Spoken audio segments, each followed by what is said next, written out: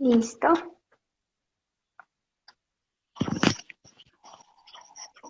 Hola Inge, ¿cómo estás? Listo, ahora sí, casi que no. Casi que No no. sé, no me salía la opción. ¿Cómo estás? Sí, bien, gracias. ¿Cómo están todos? Muchas gracias. Vale, muchísimas gracias Inge. Entonces, cuéntanos un Vale, poquitico de ti y te escuchamos. listo. Bueno, mucho gusto para todos. Mi nombre es Pablo Emilio Becerra. Yo soy ingeniero civil.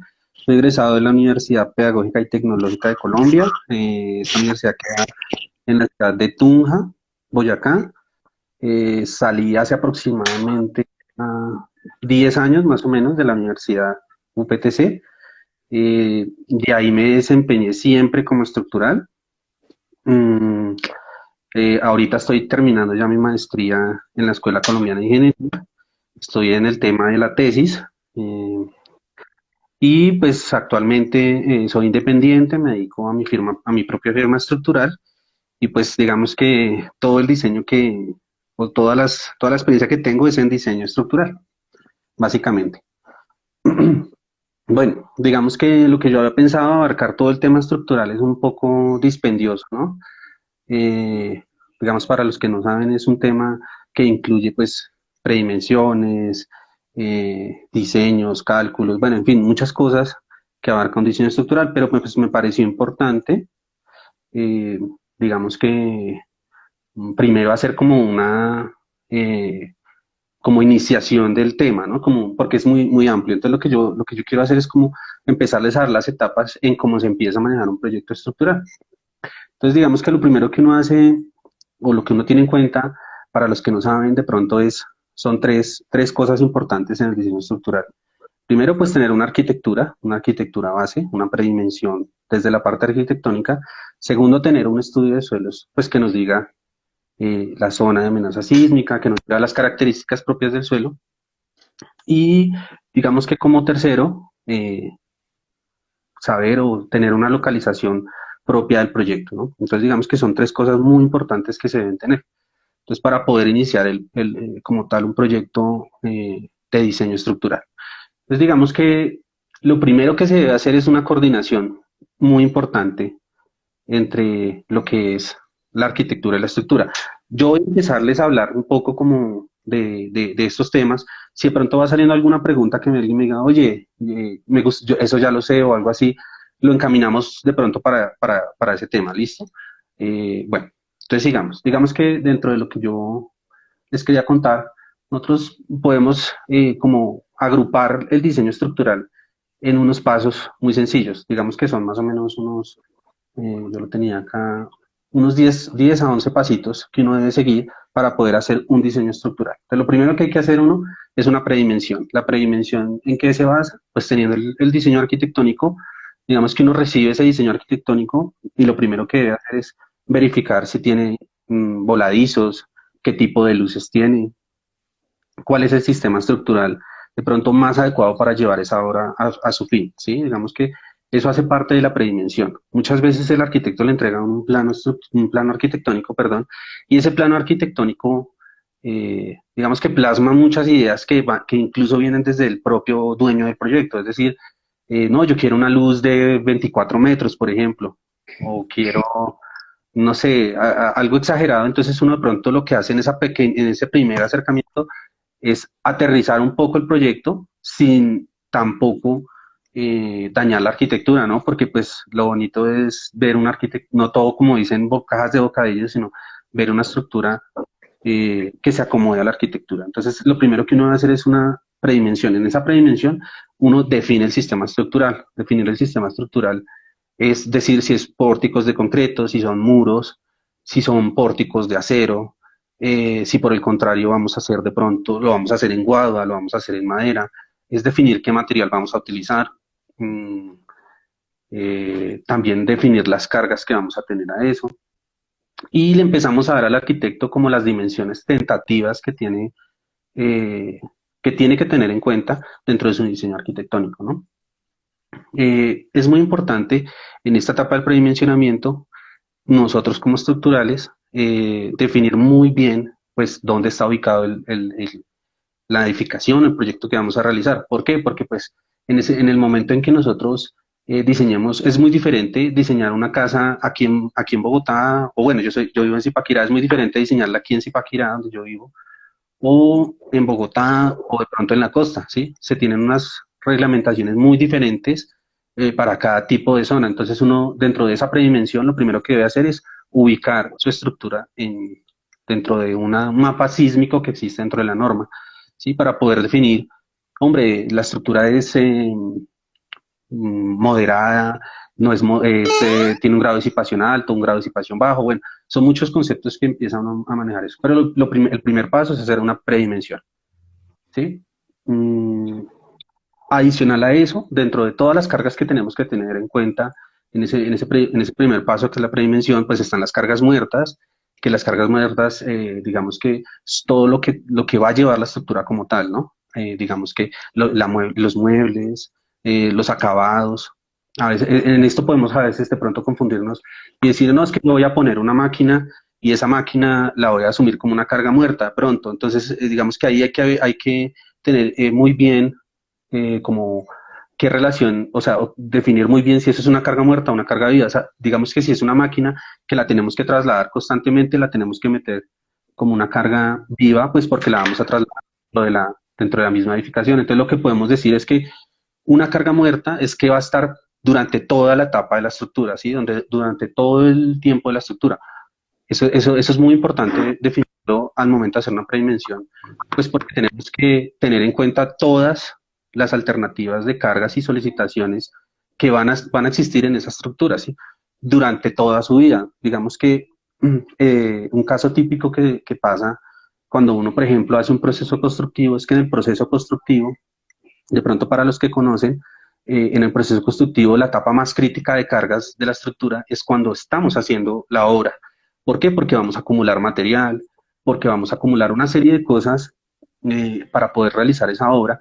Entonces, ¿qué pasa? Que esas cargas uno las asume como cargas vivas y tienen que ir mayoradas de una forma diferente, de pronto un poco más mayoradas. Mayoradas es amplificar su efecto para que ese efecto de carga, las vigas y los elementos estructurales sean capaces de soportarlo. Entonces, digamos que eso es muy importante hacer la definición entre qué es carga muerta y qué es carga viva, y debemos evaluar en esa etapa de dimensión todos los escenarios posibles al cual va a estar sometida esa estructura. Es muy probable que, como les comentaba hace un momento, que la estructura tenga una etapa de su vida que tiene una carga muy alta. Hay que considerarla igual para poder hacer una predimensión adecuada. Eso cuenta Y mira, muchísimo. tenemos una pregunta. Señor. Un compañero pregunta que por qué se escoge más la estructura en concreto que el sistema de estructura metálica. Bueno, hay varias razones, ¿sí? Digamos que la estructura en concreto aquí en Colombia pues se ha desarrollado desde el principio, es como la más desarrollada en este momento, por así decirlo. Digamos que no está muy bien desarrollada, ¿no? No es que si uno va a una obra y ve una estructura en concreto, uno dice, fue pucha, le falta tal cosa, no están teniendo en cuenta tal cosa, desde el sistema de gestión de calidad, por ejemplo, o el de seguridad en el trabajo, faltan muchas cosas que uno ve y dice, hombre, están haciendo las cosas mal. Sin embargo, es el que más se está desarrollando en el país. ¿A qué voy con esto? Que a medida de que vayamos nosotros los ingenieros civiles, de pronto, porque también hace parte de nosotros, de pronto darle la posibilidad al cliente, hombre, podemos hacer la estructura metálica. De pronto él le va a decir a uno, vengo, ¿y por qué la hacemos metálica? ¿Por qué la hacemos en concreto? Porque en últimas, quien define ese tipo de cosas es el estructural, pues, con base en el arquitectónico, o con base en el arquitecto, perdón. ¿Por qué? Porque a veces el arquitecto dice, no, yo no quiero que se me vea nada metálico, o por el contrario, quiero que todo se me vea metálico, ¿no? Entonces, digamos que la responsabilidad de que se use un sistema u otro puede estar más que todo en las manos del estructural. ¿Por qué? Porque el estructural puede fácilmente decir, mire, tenemos un suelo muy malo, nos conviene utilizar una estructura más liviana. Entonces, digamos que entre las características que tiene la estructura metálica es que es mucho más liviana en comparación de una estructura en concreto. Entonces, yo podría decirle a él, venga, por favor, hagamos la estructura metálica, mire que nos vamos a ahorrar de pronto tiempo, no, va a ser más liviano para la cimentación y en última vamos a bajar costos. digamos que para los que no saben, hacer una estructura metálica hoy en el país es un poco más costosa que hacerla en una estructura como en concreto. ¿Por qué? Pues porque digamos que es más técnica, necesitamos soldadores que sean especializados, necesitamos hacer transporte material, muchas veces no está disponible las secciones de los elementos, entonces de pronto toca importarlos. Bueno, son muchas cosas que hacen que el costo por el lado metálico, perdón, por el diseño en estructura metálica sea un poco más costoso al compararlo una estructura en concreto. Entonces, digamos que para resumir la pregunta, depende de nosotros como estructural de pronto enfatizar más en el diseño de estructura metálica. Hay otra cosa importante en eso que se me escapa y es lo siguiente. A veces, o la mayoría de casos, conozco muchos estructurales y les preguntan, venga, ¿se le mide hacer un diseño estructural en estructura metálica? No, no sé, o no, yo casi no he diseñado. Entonces también ese puede ser una de las cosas por las cuales no contratan o no se hacen tantos diseños en estructura metálica, porque tampoco está el conocimiento. Mucha gente le tiene como mucho, por así decirlo, tabú, es como magia negra o algo así que le tienen los estructurales, es lo que percibo, puedo estar equivocado, pero es lo que percibo es que muchos estructurales como que le huyen a la estructura metálica y realmente es una muy buena solución, es una muy buena solución, o sea, puedes hacerlo más rápido, son obras más limpias, y pues ahorita tenemos muy buenos materiales que soldados, digamos soldado pernado, esas conexiones se pueden hacer mucho mejor y mucho más rápido, entonces, digamos que ahorita no hay excusa como para no hacerlo, más bien es como nos toca ponernos las pilas para poder enfatizar a los clientes a que usen más estructura metálica. Pero bueno, espero que le haya respondido a la Vale, persona Inge, que preguntó. las estructuras mixtas, no las Dime. recomiendo, las estructuras mixtas, concreto y estructura metálica. Sí, digamos que dentro del reglamento está, sí, digamos ahí, el reglamento lo discretiza. Dice, por ejemplo, si tú miras en el A3 de la norma, él dice, sí, existen pórticos de concreto con diagonales metálicas. Sí hay una mezcla de los dos sistemas. ¿Qué pasa con la mezcla de los dos sistemas? Digamos que la norma es muy laxa en ese sentido y viene pues desde la ACI, nosotros somos una copia de la ACI. ¿Y nosotros qué hacemos? Nosotros simplemente copiamos eso y nos dedicamos, cada vez que vamos a hacer un diseño, lo que hacemos es cogemos la arquitectura, planteamos columnas, vigas, ay, aquí pongamos metálico, aquí pongamos concreto, lo metemos a un programa y simplemente verificamos que el programa nos valide que la sección da. Pero digamos que más allá de eso es eh, como la combinación de las cosas, digamos que no es que sean, digamos, bajo mi criterio como estructural, no la comparto mucho, el tema de mezclar dos sistemas estructurales en una misma estructura, puesto pues porque cada elemento se comporta muy diferente, ¿sí? Y a ciencia cierta, nosotros los estructurales no tenemos como un modelo físico real de cómo se va a comportar una estructura al mezclar dos sistemas estructurales. Entonces, digamos que desde bajo mi punto de vista no está bien. Sin embargo, lo hacemos. Sin embargo, la norma lo cobija y nos dice, venga, si vamos a utilizar, por ejemplo, muros de concreto y pórticos, entonces aplíquele tal grado de disipación de energía, divídalo, multiplíquelo por un factor de reducción y tenga en cuenta tales criterios, ¿sí? O sea, que digamos que si me embarco en esa charla, pues obviamente se crece un poquito, pero entonces a lo que hoy no estoy de acuerdo mucho con los sistemas compuestos de dos sistemas estructurales, se puede hacer, hay que tomar todas las medidas y precauciones, cosa que de pronto no se lleva muy bien en el país. Por ejemplo, si voy a mezclar sistemas estructurales en altura, como digamos que voy a hacer pórticos en la parte de abajo del edificio y en la parte de arriba, muros en concreto que se ve demasiado en el país, ¿sí? Que digamos que por el tema de parqueaderos y optimizar espacios, entonces hacen algo que se llama una placa de transición, en donde lo que hago es, en la parte de la zona de abajo hago pórticos, muros de concreto estructural en la parte de arriba, o muros industrializados que llaman, y verifico a ciertas condiciones esa placa de transición. Sin embargo, eso al enfrentarlo a un sismo, a un movimiento telúrico, pues eso va a moverse muy diferente y a ciencia cierta nosotros los estructurales no tenemos un modelo físico como pasa en el caso de los ingenieros mecánicos, que ellos pues, para poder determinar si un carro es seguro o no, tocan muchos carros, los chocan y dicen, ay, mire, por aquí está débil. Entonces le colocan un refuerzo en ese lado. Nosotros no tenemos esa opción, pues porque pues no se puede hacer, ¿no? O sea, imagínate hacer un edificio de, no sé, 12.000 millones de pesos y tumbarlo para probar si funciona. Digamos que por eso utilizamos ensayos de laboratorio, eso, pero así es cierto, uno no sabe cómo se va a mover dos sistemas estructurales. Tenemos más confianza y por los sismos que se han visto a nivel mundial sabemos que cómo más o menos se va a comportar un pórtico, cómo más o menos se va a comportar unos muros de concreto. Entonces, pero bajo desde mi punto de vista no comparto muy mucho el tema de combinar sistemas estructurales. No, vale. Bueno, Digamos que eso hace parte de todo eso que hablamos, hace parte de todo el tema de la predimensión, ¿sí? Es definir, digamos que volviendo al tema de las placas de transición, es definir, oiga, necesitamos una placa de transición, planteémosla y planteémosla bien, planteémosla como lo dice la norma, miremos qué tipo de irregularidades, etcétera, ¿sí?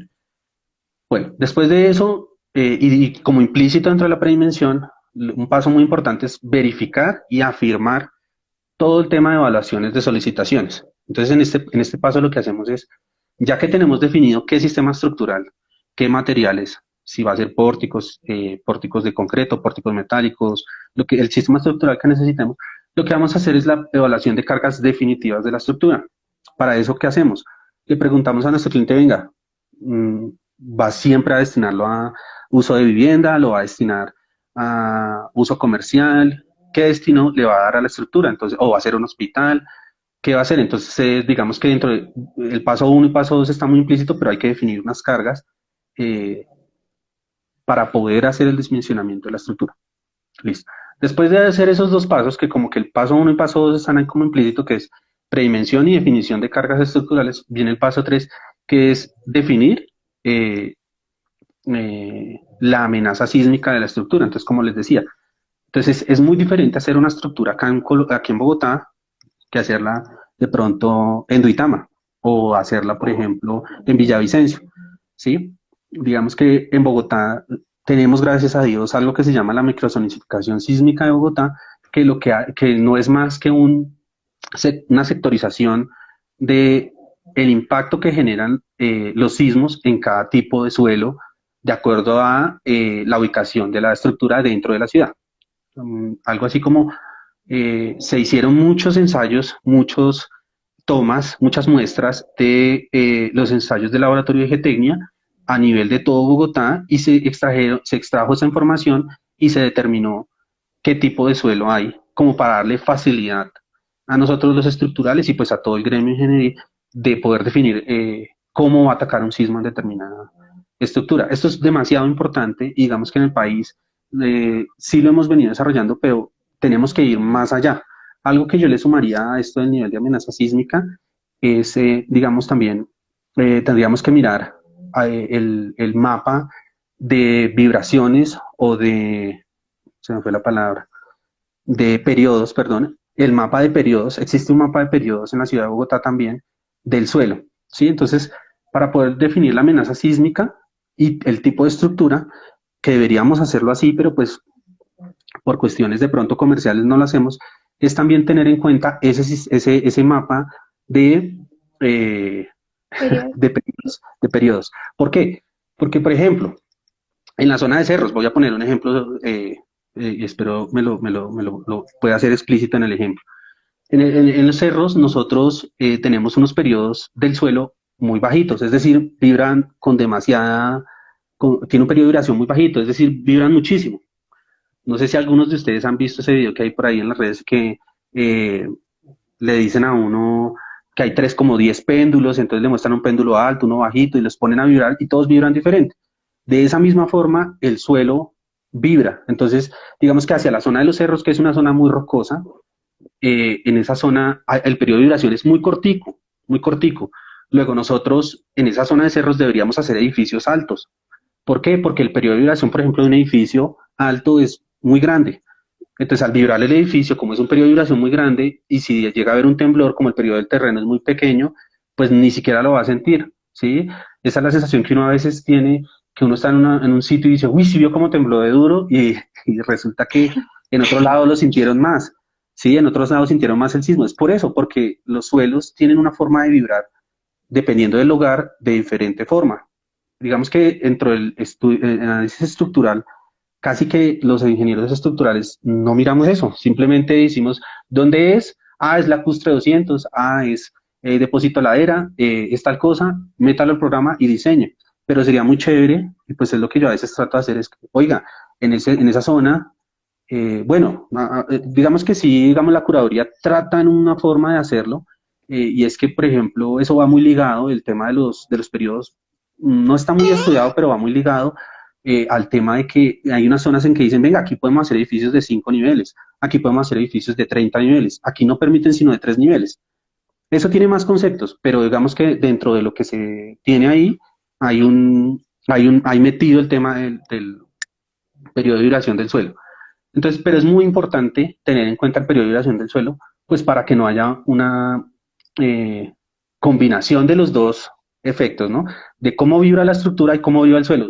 Si esos dos llegan a tener el mismo periodo de vibración, hay algo que nosotros, y pues que nos lo enseñan también en el colegio a muchos, a veces se nos olvida, pero eso es que se ocurre un efecto de amplificación de onda, entonces pues si el terreno tiene un periodo de vibración igual al de la estructura, pues hace amplificación, entonces la estructura, por más reforzada y por más que esté diseñada con la NSR20 que va a salir ahorita, la última, pues se va a caer, ¿sí? Entonces ahí es otra de las cosas y de las incertidumbres que uno dice a veces, oiga, pero en este barrio todas las casas se cayeron menos la de tal vecino. De pronto en ese preciso en esa zona, el periodo de duración del suelo fue diferente y por eso no se cayó. Pero bueno, digamos que digamos dentro de la predimensión, uno debería tener en cuenta también el tipo de suelo y eh, todos los efectos que la naturaleza tiene, ¿no? Listo. Entonces, digamos que dentro de eso es la obtención del nivel de amenaza sísmica y los valores que uno debe tener en cuenta para eso. Listo. Después de eso, nosotros lo que hacemos es definir unos movimientos sísmicos de diseño. Resulta que cuando el edificio vibra, él tiene diferentes periodos de vibración, ¿sí? Y eso depende también de la altura de la edificación. Si es una edificación que es muy bajita, él va a tener un solo periodo de vibración. Entonces él va a vibrar, perdón, de una sola forma. Pero si es un edificio más alto, él va a tener muchas formas de moverse. Entonces lo que nosotros tratamos de hacer es, eh, eh, por medio del modelo matemático, tratar de acertar o de tener como en cuenta todos esos tipos de movimientos que puede llegar a ser la estructura. Digamos que para una estructura hasta yo le pongo 12, 15 pisos, nosotros podemos utilizar un modelo matemático eh, base como por ejemplo por el ETAP, el SAFE o bueno, cualquiera de esos programas que uno utiliza para poder hacer el diseño. Pero si es un edificio que es demasiado grande, no puede ser que los primeros periodos de vibración no sean los más fuertes, pueden ser otros periodos de vibración, ¿sí? Entonces, en ese caso, nos toca hacer algo que se llama qué va a pasar después de eh, que ocurra el sismo, ¿sí? O sea, irnos después del rango elástico. Resulta que las estructuras están en un rango elástico e inelástico. El rango elástico es que la estructura vibra, llega al sismo, vibra y ella está ahí y no le pasa nada. Pero cuando pasa de ese eh, o de su estado elástico, cuando pasa en el estado inelástico, él tiene otra forma de moverse y es cuando las estructuras están en peligro. Para esas estructuras de grandes alturas es importante hacerles ese tipo de análisis. Es un tipo de análisis que digamos que acá no se hace, pero está dentro de la norma y se debe hacer y implica es como determinar qué columna se va a dañar primero, qué viga se va a dañar primero después de que pase el rango elástico. Y eso uno lo debe hacer cuando tiene una estructura de muchos pisos, ¿sí? Porque una estructura de muchos pisos tiene una forma completamente diferente de moverse y sus movimientos sísmicos son completamente diferentes, ¿sí? Dentro de esos movimientos sísmicos de diseño, pues uno tiene que tener o hallar ciertos valores, ¿no? Dentro de esos ciertos valores que pues están determinados para cada tipo de zona y eso. Digamos que eso va para otra charla, entonces, pero voy a tratar de... Después de eso, eh, nosotros tenemos que, digamos que dentro de los planos, dentro de nuestras memorias, tenemos que tener las características del material que vamos a tener en la estructura, ¿sí? Nosotros debemos decirle al constructor, mire, vamos a poner un concreto de tal especificación. Adicional a eso, pues la norma nos exige que para determinadas estructuras debemos utilizar un concreto con una resistencia específica. Ejemplo, por ejemplo, para hacer una piscina, para hacer un tanque, nosotros tenemos que utilizar un concreto que sea muy bueno a la permeabilidad, es decir, que tenga una resistencia muy buena y que el agua no entre digamos, a corroer el acero, ¿sí? Entonces, y que por lo general, de pronto para los que conocen, ese valor no puede ser menor de 28 megapascales para un concreto normal, ¿sí? Tiene que ser siempre mayor a 28 o 28 megapascales. Porque si no, pues si le colocamos uno de menor, puede ser que la estructura funcione. Muchos de pronto me dirán, no, pero yo hice un tanque con 21 y ahí está. Sí, pero ¿qué pasa? Que es un tanque que de pronto va a estar expuesto al agua, pues porque es un tanque, pero qué pena, puede estar expuesto también al terreno. Entonces, digamos que lo que uno brinda con ese tipo de concretos es que sean durables a lo largo de su vida, ¿no? Digamos, eso fue algo que me faltó dentro de la prevención y dentro de los primeros pasos es que uno tiene que hacer una estructura que dure. Es una estructura no simplemente para el primer paso de que pasen la curaduría y que meta esos refuerzos, meta esas secciones y que pasen la curaduría, sino que sea durable en su vida útil, ¿no? Y que tenga que no solamente cumpla de pronto los 25 o 30 años de vida útil que nos exige la norma, sino que pues pase más tiempo ese periodo de diseño.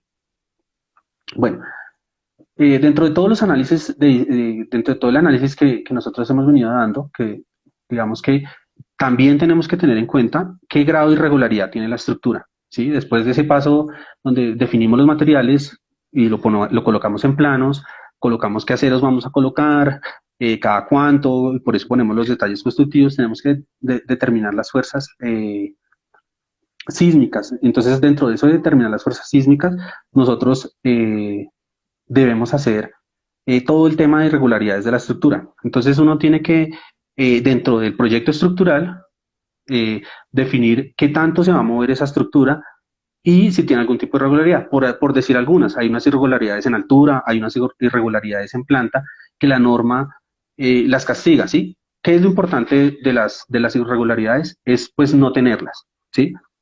Eso es lo importante de las irregularidades. Puede que en la norma a uno le digan, venga, pues, si usted tiene regularidad torsional, ¿qué es la regularidad torsional? Que de pronto, si el edificio, en el momento en que llegue el sismo, que en un lado se mueva más que en el otro. Entonces va a generar una irregularidad torsional, ¿sí?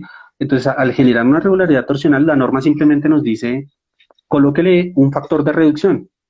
Ese factor de reducción, pues uno se lo coloca y de pronto le da más acero o una sección más grande, pero pues ese no es el objetivo de un diseñador estructural. El objetivo es evitar esa irregularidad torsional, de pronto colocando alguna pantalla, de pronto colocando una sección en alguna posición, como dicen, señora. No, continúa. Ah, bueno. Entonces, la idea de un diseño estructural es que no tenga irregularidades, porque la irregularidad eh, yo la castigo, pero esa irregularidad se queda ahí. ¿Sí? Yo la castigo, yo digo, sí, yo le voy a colocar un factor de reducción, pero la irregularidad continúa dentro de la estructura. Y cuando llegue el sismo, pues esa irregularidad va a salir a flote. Digamos que es muy importante saber que la estructura falla por donde es más débil. Y por donde es más débil es por donde tenga la irregularidad. Entonces, a pesar de que yo le ponga un factor de reducción, pues la estructura siempre va a estar con esa irregularidad y seguramente se va a fisurar o va a fallar, ¿sí? Digamos que ahí dentro de las fallas puede ser que, digamos que el propósito fundamental de nosotros los estructurales y los ingenieros civiles y de todo el gremio es que cuando ocurra un sismo, Dios no lo quiera, pues toda la gente alcance a salir. Pero más allá de eso, también es un patrimonio que una persona, digamos que a lo largo de su vida lo construyó y lo necesita, ¿sí? Y quiere que siempre esté su casita, digamos, en pie. Entonces, más allá de que pase el sismo, pues tiene que seguir sirviendo, ¿sí? Entonces, digamos que la responsabilidad va más allá de lo que dice la norma. Por eso es muy importante al hacer la evaluación de las irregularidades, nosotros tratar de quitarlas de alguna forma, tratar de quitar esas irregularidades de alguna forma, pues para que la estructura, cuando se llegue el sismo, se mueva a lo que nosotros esperamos como se mueve, o sea, que tengamos una predicción de ese movimiento y se mueva seguramente de esa forma y no y minimicemos esa incertidumbre que tenemos en el momento del sismo. Y evitar las irregularidades, pues sin duda es una de esas, ¿sí? Entonces, eso va muy ligado al tema de definir las derivas, que es la cantidad de movimiento permitido para determinada estructura, ¿no? Entonces, nosotros como ley, o yo lo tengo así como ley, como diseñador, trato de siempre eliminar las irregularidades. Hay ocasiones que por diseño arquitectónico, y no quiero, digamos, echarle la agua sucia a los arquitectos, pues toca dejar las irregularidades. Pero entonces lo que hago es que esas irregularidades sean bajitas. Ejemplo, yo, digamos, dentro de la experiencia que yo adquirí en las empresas de diseño que he trabajado, siempre tratábamos de quitar la irregularidad torsional, por ejemplo, no la dejábamos, ¿sí? Siempre buscábamos, quitemos la irregularidad torsional porque eso sin duda va a hacer que colapse el edificio. Entonces, por ejemplo, eso está dentro de la norma y lo permite, podemos tener irregularidad torsional, pero eso implica otras cosas más que toque hacerle al modelo matemático y a los planos. Entonces, digamos que dentro de mi trabajo trato de siempre quitarle las irregularidades a las estructuras.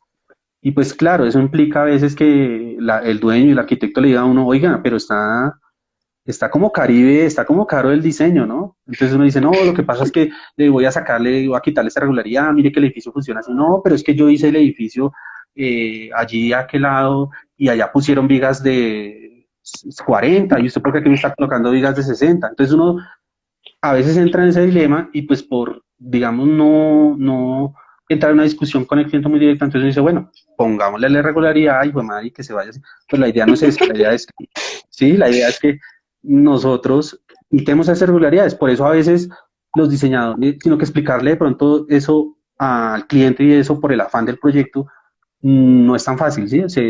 Se obvian muchas cosas dentro del diseño, entonces uno le dice, no, es que eso va así y pues déjemelo así para que el edificio funcione. Pues digamos que chévere esta charla para que los que construyen y de pronto tienen esa posibilidad de pronto llegar a un momento en esa discusión, le pregunten a la estructura, venga, por qué puso esta columna? No, es que resulta que tengo un movimiento mayor a este lado, entonces necesito controlar la deriva, necesito controlar las torsiones que se originan de mi análisis estructural. Bueno, eh, dentro de eso, pues van los pasos y es hacer el análisis sísmico de la estructura, que es definir todo el tema de irregularidades y desplazamientos horizontales que llegue a tener la estructura, la verificación de derivas. Y ya cuando hay algo muy importante dentro del diseño estructural, muy importante y pues que muy, ¿cómo se puede decir? Muy tajante, digámoslo así, arbitrario, para no utilizar de pronto otra palabra. Y es que nosotros verificamos una estructura, tenemos unas cargas de diseño que ya lo que como les había venido diciendo, tenemos unas cargas de viento, tenemos unas cargas por el tipo de sismo que tenemos, unas cargas vivas, unas cargas muertas, y verificamos efectivamente cuánto se mueve el edificio, ¿sí? Pero después de hacer todo ese proceso, que es un proceso, pues hoy en día es muy fácil, pero después de hacer todo ese proceso, que es tedioso, digamos que lleva es arduo, es largo, cogemos y hacemos algo que se llaman las combinaciones de diseño. Ya después de que analizamos la estructura, pasamos a hacer el diseño de la estructura. Entonces, al hacer el diseño de la estructura, nosotros ¿qué hacemos? Decimos, mire, si es un pórtico, ese pórtico es capaz de disipar la energía, es decir, dentro de su acero y su concreto que le ponemos, él es capaz de disipar esa energía, de bajar esa fuerza de sismo, por ejemplo, si son unos pórticos a 5. Entonces uno coge y divide todas esas fuerzas que ya calculó y las divide en 5. Digamos, lo que me han enseñado los profes que me han dictado a mí las cátedras y la experiencia es que, pues eso es algo ilógico, ¿sí? Porque estamos cogiendo una fuerza que equivale a 1 y para poder hacer que nos diseñe la dividimos en 5, después de hacer todo ese esfuerzo matemático para definir una estructura.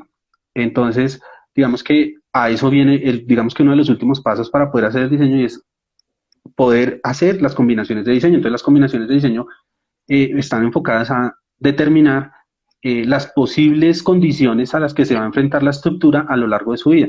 Entonces hay combinaciones de sismo que, por ejemplo, tienen eh, una condición de carga viva, una condición de carga muerta y una condición de sismo, ¿sí?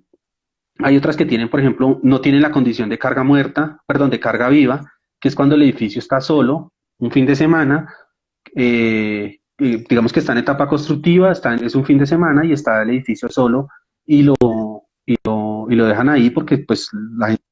Y digamos que esa combinación dice, no hay nada de carga viva, está la carga solamente la carga muerta y puede llegar un sismo. Entonces, una de las combinaciones que tenemos hacen ese tipo o tienen en cuenta ese tipo de movimientos, ¿sí?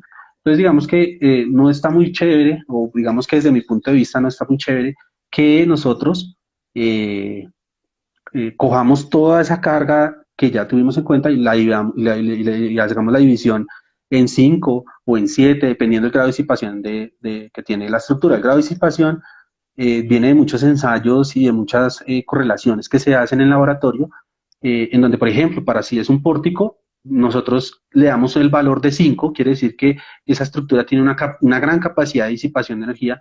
Caso contrario, por ejemplo, pasa con un muro de mampostería, que puede llegar a ser del 1,5 como máximo ese grado de disipación. Sí, aquí digamos que en ese tipo de situaciones uno no puede eh, esperar, pues, que ese tipo de cargas o ese tipo de solicitaciones las coja uno y las divida otra vez en 7 o 5, pues, en lo que le pida, digamos, la norma. No me parece justo con la estructura y vamos, con la gente que vive en ellas, ¿no? Después de eso, ya después de que nosotros hemos definido las combinaciones de carga, nosotros ya tenemos todo listo, después de todos esos pasos que hicimos, todo listo para hacer el diseño de las edificaciones, de los elementos que componen la estructura, ¿sí? Entonces, por ejemplo, ya en ese punto lo que uno hace es todo el tema de planimetría. Digamos que ahorita muy chévere, que muchos de nosotros ya estamos en el tema por ejemplo, del tema BIM.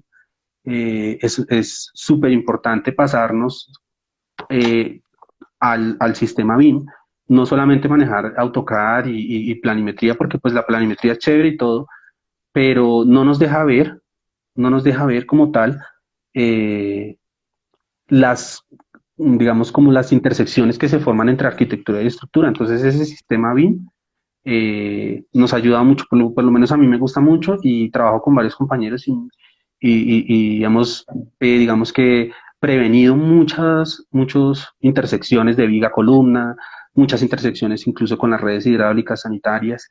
Entonces, digamos que la invitación para los que de pronto siguen esta línea es que se pasen al sistema bien porque es muy, muy chévere.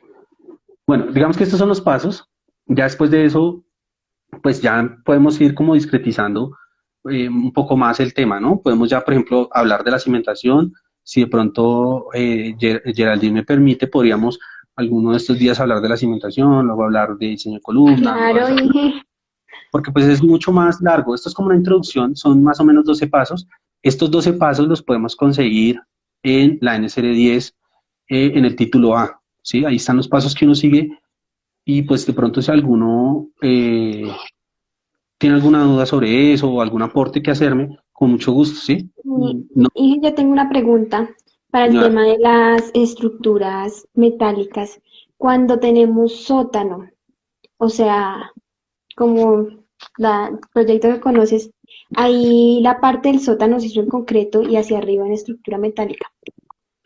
¿Por qué Sí, se hizo así? Por el tema de, no sé, de nivel freático del terreno, como, o sea, ¿por qué se sí, tomó una decisión de esas? sí, indudablemente, pues digamos que no es que porque el concreto, perdón, porque el acero eh, no resista el agua, no, sí existe, y es más, no sé si algunos o los que hayamos tenido la oportunidad de pasar por el puente del Cisla, ese puente tiene un acero, o hemos ido a la represa del Cisla y hay un puente, y ese puente está completamente hecho en acero y es un acero que es resistente al agua y precisamente lo que está destinado es para que se oxide, ¿sí? Es un acero que lo que cubre que no se dañe el acero es una capa de óxido que se forma a lo largo del tiempo. Entonces, cuando se coloca y se instala nuevo, se ve como cualquier metal y a medida que pasa el tiempo, él se va oxidando y se oxida completamente. Pero ese óxido es el que le permite guardar le permite ser durable, ¿no? Entonces, no quiere decir que uno no pueda utilizar en un terreno o en unos sótanos estructura metálica. Sí se puede utilizar, ¿sí?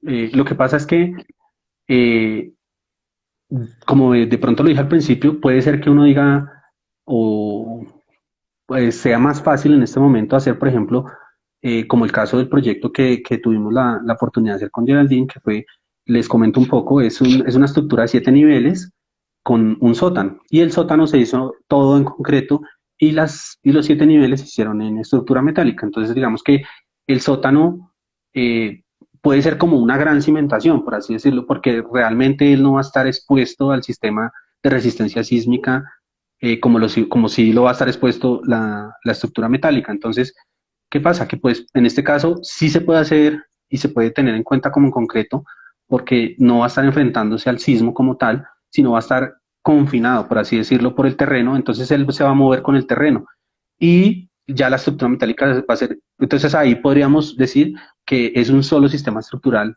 el que recibe las cargas del sismo, ¿sí? Por eso se pudo hacer en esa forma. Caso contrario, y se pueden hacer los sótanos en estructura metálica, no hay ningún lío. Obviamente hay otras recomendaciones porque digamos que en contacto con el terreno pues hay que tomar algunas indicaciones más que precisamente ahorita es algo que de pronto va a salir ahorita en la nueva NSR10, perdón, en la nueva NSR20, y es que se deben hacer unos recubrimientos en la estructura metálica para que de pronto esas sales que botan el suelo no las vaya a afectar, ¿sí? Ni esas humedades que se presentan en la parte de los suelos. Pero indudablemente se pueden hacer sótanos puntales, lo que tú quieras en estructura metálica. O sea, eso sí se puede hacer. Vale, y tenemos una pregunta, que si la carga de los muebles en una edificación es carga viva o es carga muerta. Ok, la carga de los muebles puede ser considerada, depende del mueble, ¿no? Por ejemplo, digamos que la pregunta es chévere porque lo pone a uno como, venga, ¿sí es o no es? Resulta que nosotros, sí, resulta que nosotros, eh, digamos, si vemos un, una grande superficie como un home center o un Easy, bueno, una grande superficie donde venden muebles, esas cargas, tú vas a encontrar que ahí acumulan muebles uno tras otro. Eso es una carga viva, ¿sí? Si tú vas a hacer, por ejemplo, en el caso de una residencia, por ejemplo, o en el caso de un hotel en tierra caliente, muchos optan por hacer las camas en el mismo en concreto y solamente cambian. Entonces, eso sí lo podemos asumir como una carga muerta, ¿sí? Ahora, la carga viva, ¿qué es? Digamos que para un uso de vivienda, la carga viva es 180 kilogramos por metro cuadrado, ¿sí? Es decir, que si tú, para una vivienda, tú lo que estás asumiendo es que vas a colocar 180 kilogramos de carga viva por cada metro que tenga tu apartamento o tu casa. ¿Eso qué quiere decir? Que más o menos yo peso más o menos 85 kilogramos. Entonces quiere decir que son dos personas como yo, repartidas, perdón, muchas personas como yo, de acuerdo a lo que eh, tenga de área, repartidas en el apartamento, ¿sí? Es una condición que muy difícil que es muy difícil que llegue a darse, ¿sí? Eh, digamos, yo te pregunto, Geraldine, ¿cuántas fiestas haces en tu casa al año? Ninguna. Entonces, en tu caso, por ejemplo, entonces la carga viva tuya está muy por debajo de los 180 kilogramos metro cuadrado que, que nosotros los ingenieros estructurales tenemos en cuenta para hacer el diseño. Digamos que como sabemos ese tipo de cosas, entonces los muebles, los enseres están involucrados en eso, ¿sí? Porque sabemos que si hay una persona sentada en tu sofá, no van a haber dos o tres encima. Puede que ocurra, pero no en todo el apartamento, ¿sí me hago entender? Entonces, tenemos que lograr, por ejemplo, una edificación de apartamentos, eh, se llenen los 180 kilogramos por metro cuadrado en todos los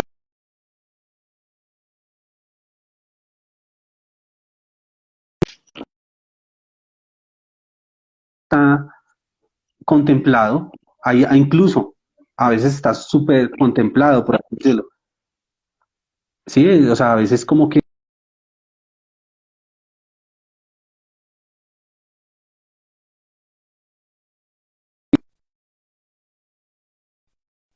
no, oiga, sí, tienes razón, podemos bajar las casas un poco. Entonces, digamos que son eventos excepcionales, y las cargas vivas de los muebles y eso, y están contempladas dentro de los 180 kilogramos. Eso es para vivienda, por ejemplo, para oficinas sube un poquito, porque sabemos que en la oficina tú vas a tener tu computador, un escritorio un poco más pesado, entonces esa carga ya no es 180, sino 200 kilogramos. Por ejemplo, para una grande superficie o para cualquier lugar donde se reúna la gente, la carga viva puede ser hasta de 500 kilogramos metro cuadrado.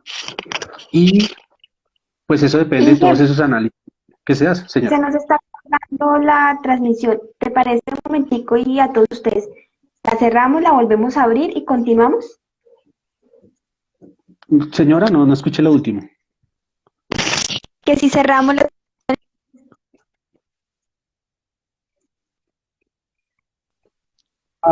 se está perdiendo la señal.